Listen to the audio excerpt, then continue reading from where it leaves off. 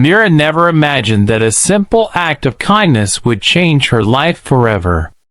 But on that stormy night, when she saw those pleading eyes, she had no idea what fate had in store for her. The streets were eerily silent except for the rhythmic tapping of raindrops against the pavement. Streetlights flickered, casting long, distorted shadows on the wet roads. The scent of damp earth filled the air as Mira pulled her thin coat tighter around her shivering frame. It had been another exhausting 12-hour shift at the hospital, and all she wanted was to get home, sink into her tiny couch, and let sleep take over. But as she rounded the corner towards her apartment, she saw it.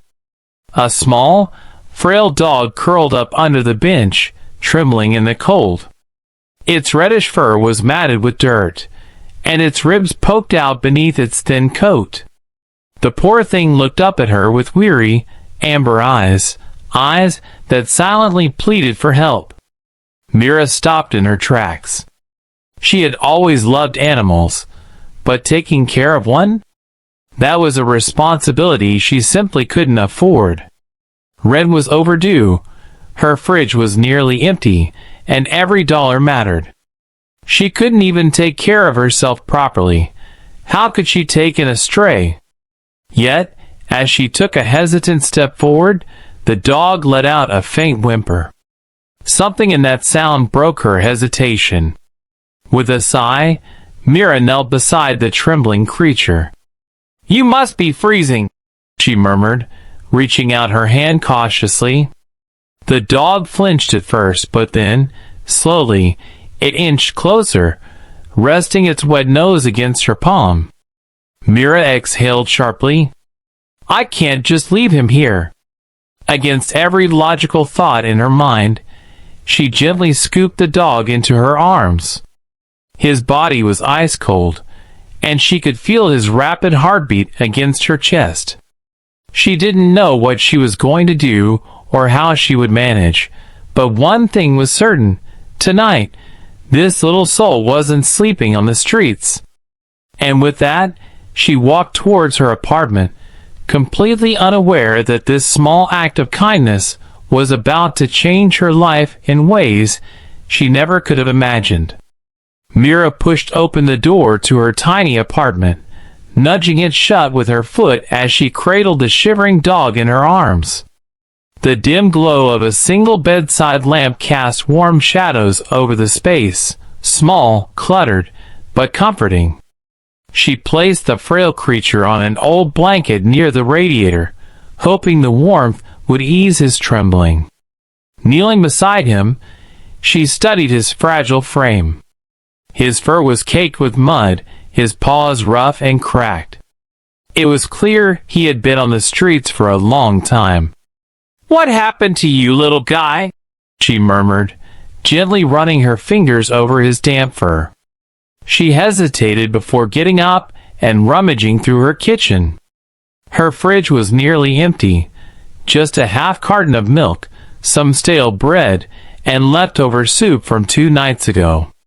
She sighed, grabbing the last piece of chicken she had saved for herself. It wasn't much, but the dog needed it more than she did.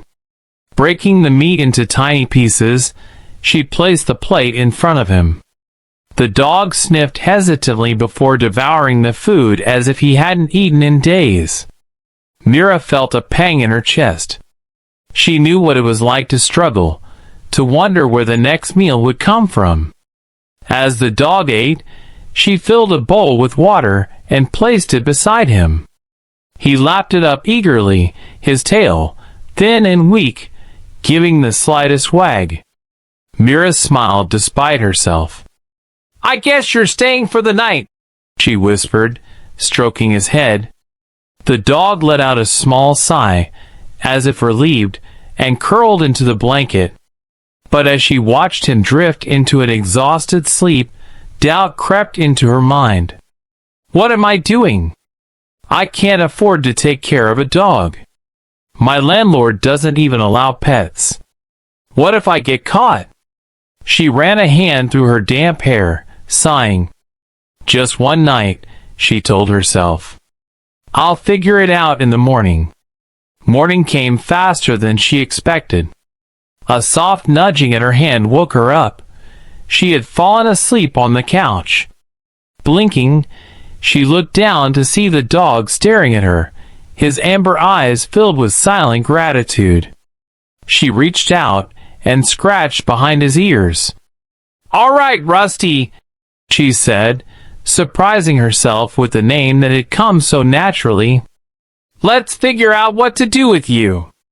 Determined, she wrapped him in a towel and decided to take him to the nearest veterinary clinic. Maybe they could scan for a microchip or help her find a shelter that would take him in. But as she stepped outside, Rusty suddenly tensed. His ears perked up, and he let out a low, wary growl. Mira frowned. "What's wrong, buddy?" That's when she saw him. A tall man stood near the entrance of her building, scanning the street as if searching for something or someone. When his gaze landed on Rusty, his eyes widened in shock. Mira felt her heart begin to pound. Who was this stranger? And why was he looking at Rusty like he had just found something long lost? Mira's breath hitched as she tightened her grip on Rusty's leash. The man standing at the entrance of her building had a striking presence, tall, well-dressed, and carrying an air of authority. But it was his eyes that unsettled her. The way they locked onto Rusty, widening with something between shock and recognition, sent a chill down her spine. Rusty tensed at her side, his body low, ears flattened. He wasn't growling anymore, but there was something about his stance, cautious, unsure. Mira followed his lead, stepping back slightly. The man hesitated before taking a slow step forward. "Excuse me," he said, his voice deep yet oddly gentle. "That dog, where did you find him?" Mira hesitated. She didn't owe this stranger an explanation. But something in his expression, a mix of desperation and hope, made her pause. "I found him last night," she said cautiously. "He was alone. Starving. Looked like he hadn't had shelter in days." The man exhaled sharply, as if he had been holding his breath. "His name is Rusty, isn't it?" Mira stiffened. "How do you know that?" A long silence stretched between them. Then the man knelt, extending a hesitant hand. "Rusty," he whispered. The dog, who had been standing on edge just moments before, suddenly whined. His tail gave a small, uncertain wag before he stepped forward, sniffing the man's outstretched fingers. His body remained tense, but there was familiarity in his eyes, like he was trying to remember something just out of reach. Mira swallowed. "Who are you?" The man looked up, his jaw tightening as if he was debating how much to say. "My name is Daniel Carter," he finally said. "And if this is the same Rusty I think he is, he belonged to my father." A story of loss. Mira's fingers clenched around the leash. "Belonged?" Daniel's gaze darkened. "My father, Robert Carter, passed away 6 months ago. Rusty was the only family he had left." Mira felt a pang in her chest. Daniel ran a hand through his neatly combed hair, exhaling. "After my mother died, my father shut himself away from the world. He didn't care about money, about business, about anything except Rusty. That dog was his lifeline. He would go on long walks with him, talk to him like he was a person. When my father got sick, Rusty never left his side." His voice wavered slightly, but he steadied himself. "After he passed, Rusty disappeared. We searched everywhere. It was like he just vanished." Mira glanced down at the dog, who was now looking up at Daniel with cautious recognition. It made sense now, why Rusty had been so lost, so frail. He hadn't just been abandoned. He had been grieving. But something still didn't add up. If he was your father's dog, how did he end up on the streets? Daniel hesitated, then looked away. I don't know. Mira narrowed her eyes. There was something he wasn't telling her. Myra's dilemma. Daniel straightened. Listen, I don't know how to thank you. You saved Rusty's life. I can't even imagine what he's been through these past months, but now that we've found him, I want to take him home. Myra's stomach twisted. She should have felt relieved. This was the solution to her problem, wasn't it? Rusty had a home. He had an owner. She wouldn't have to worry about feeding him, hiding him from her landlord, stretching her already thin budget even further. And yet, she looked down at Rusty, who was standing between them, his amber eyes flicking back and forth as if sensing the tension. She had saved him. She had stayed up all night watching over him, fed him with the last of her food, nursed his wounds. Rusty had curled up next to her, trusting her completely. Could she really just hand him over? Mira cleared her throat. How do I know you're telling the truth? She asked. That you're really his owner? Daniel's expression turned serious. I get it. You're being careful. That's good. He reached into his pocket, pulled out his phone, and scrolled through his gallery. Then he held it out to her. Mira hesitated before taking the phone. The screen showed a photo of an older man sitting on a park bench, smiling warmly. Beside him, a much healthier Rusty sat, his fur well-groomed, his eyes bright. The resemblance was undeniable. Mira swallowed hard. Daniel watched her closely.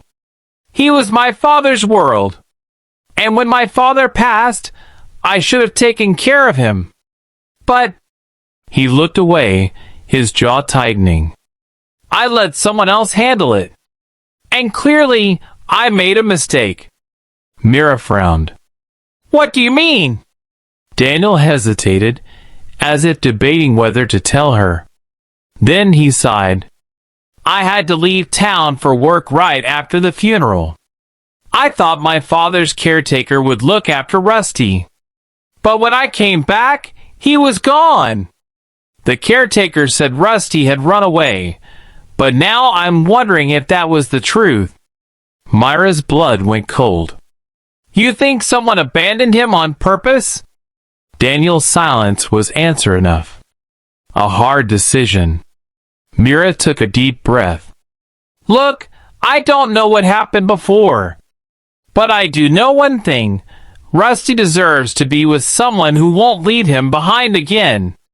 Daniel flinched, guilt flashing across his face. Mira crossed her arms.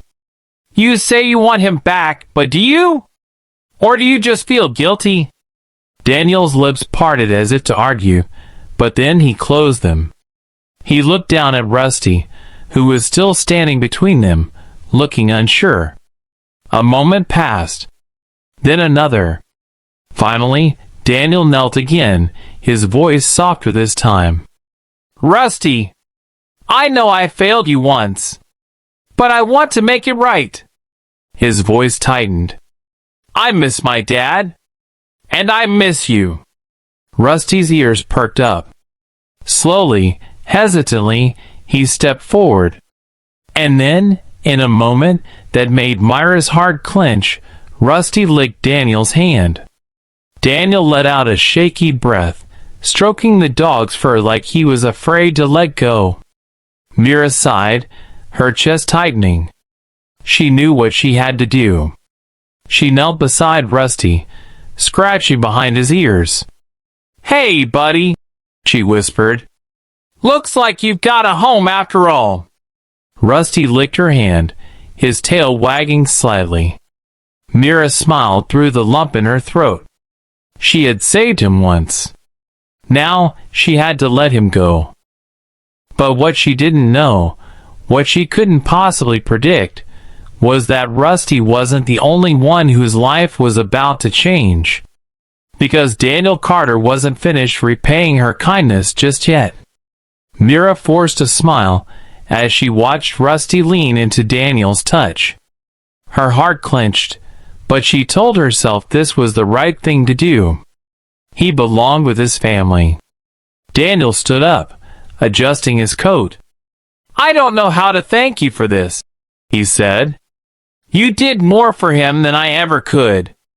Mira shook her head. "You don't have to. Just take good care of him." Daniel nodded solemnly. "I will." But as he reached for Rusty's leash, something unexpected happened. Rusty didn't move. Instead, he stayed firmly by Myra's side, his body pressed against her leg. His amber eyes flicked between her and Daniel, uncertainty clouding them. Daniel frowned, kneeling again. "Rusty, come on, buddy!"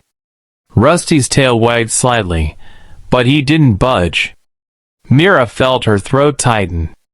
"It's okay, Rusty. Go!" She gave him a soft nudge, but Rusty whimpered, pressing closer to her. Daniel let out a breath. "He doesn't want to leave you." Mira swallowed hard. "It's just because I took care of him for a little while. He'll adjust." But deep down, she wasn't so sure. Daniel studied her for a long moment. Then, something in his expression shifted. He reached into his pocket, pulled out a business card, and handed it to her. "If you ever need anything," he said, "call me." Mira hesitated before taking the card. It was sleek and professional. Daniel Carter, C.O., Carter Enterprises. Her brows lifted. "You run Carter Enterprises?" Daniel shrugged. "Inherited it after my father passed. Didn't have much of a choice." Myra's stomach twisted. She had heard of Carter Enterprises, a major real estate company. The kind of business that owned half the city. She glanced down at Rusty, who was still clinging to her. "Look, I don't know if he's ready to go with you." Daniel exhaled, running a hand through his hair. "I get it. I left him once. Maybe he hasn't forgiven me yet." He paused, then looked at her. "But what if I gave you an option?" Mira frowned. "What kind of option?" Daniel smirked slightly. "I could use someone like you." She blinked. "What?" He gestured toward Rusty. "You didn't just help him. You saved him. And I can see it, you care. You don't give up easily." His eyes softened. "I run an animal rescue foundation under my father's name. It's small, but we're trying to expand. And we need people who actually care. People like you." Myra's breath caught. "You want me to work for you?" Daniel nodded. "Yeah. And Rusty can stay with you, at least until he's ready to come home with me. That way, he doesn't feel abandoned, and you don't have to say goodbye just yet." Mira looked down at Rusty, who wagged his tail hopefully. Her heart pounded. A steady job. A way to help more animals like Rusty. And maybe a chance to be part of something bigger. A slow smile spread across her face. "All right," she said. "I'm in." Rusty barked happily, and for the first time in a long time, Mira felt like her life was about to change, forever. Mira stood outside the newly renovated Carter Animal Rescue Center, her breath visible in the crisp morning air. The past few weeks had been a whirlwind, quitting her exhausting waitressing job, starting at the rescue center, and adjusting to this unexpected but incredible new chapter in her life. Rusty sat beside her, his tail wagging as if he sensed the shift in her world. He was healthier now, his coat shining and his eyes bright. Every time she looked at him, she was reminded of the fateful night she found him, alone and helpless. She crouched beside him, scratching behind his ears. "Guess we both got a second chance, huh?" Rusty licked her hand in response. Just then, Daniel's car pulled up. He stepped out, dressed in a casual sweater and jeans, a stark contrast to the polished CEO look she had first seen him in. He looked more relaxed, more himself. "How's the first official day?" he asked, leaning against the car. Mira exhaled, smiling. "Honestly, feels unreal." Daniel smirked. "Better than serving impatient customers for tips?" She let out a small laugh. "A million times better." Together, they walked toward the entrance, where volunteers were already setting up for the grand reopening event. Balloons and banners adorned the front yard, and a few families had already gathered to adopt pets. The place buzzed with energy, filled with the sound of excited barks and cheerful chatter. Mira looked around in awe. She had been part of this transformation, helping bring abandoned animals to safety, arranging medical care, and finding them loving homes. It was fulfilling in a way she never thought possible.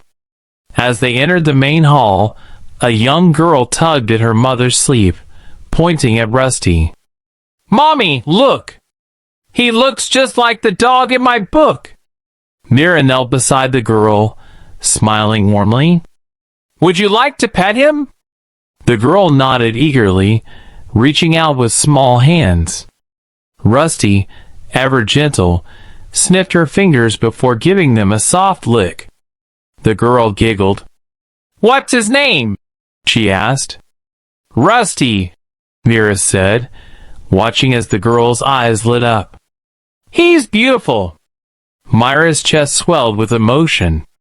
"He really is." Daniel, standing beside her, spoke up. "We have plenty of other dogs looking for homes today. Maybe you'll find a friend of your own." The girl turned to her mother with pleading eyes. "Can we, Mommy?" Her mother chuckled. "Let's take a look." As they walked away, Daniel nudged Mira. "You're a natural at this." She shrugged, though the compliment warmed her. "I just love seeing them find families. It's like they finally belong somewhere." Daniel's expression softened. "Just like you and Rusty." Mira glanced at Rusty, who had settled comfortably at her feet. A pang of bittersweet realization hit her. Daniel would eventually take him back. Sensing her shift in mood, Daniel cleared his throat. "You know, I've been thinking." Mira raised a brow. "That sounds dangerous." He chuckled before turning serious. "Rusty has clearly chosen you.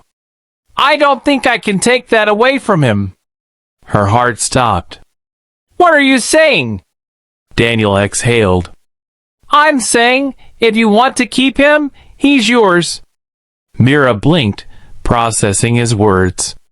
You'd really let me have him?" Daniel nodded. "It's what's best for him. And honestly, I think it's what's best for you too." Overwhelmed, she looked down at Rusty. "You hear that, buddy? You're staying." Rusty barked happily, tail wagging like crazy. Mira let out a breathless laugh, unable to contain her joy. Daniel smiled at the sight. "I'd say that's a yes." Mira stood, turning to face him. "I don't know how to thank you." Daniel smirked.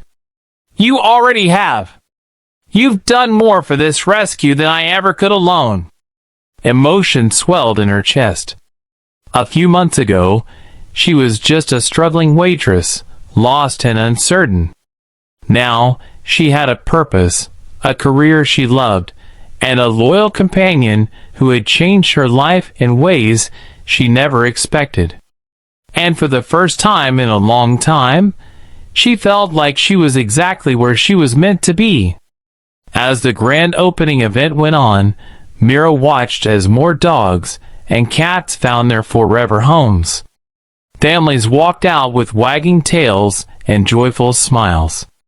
She felt Rusty press against her side, and she stroked his fur, whispering, "We did it, boy!" And deep down, she knew this was only the beginning.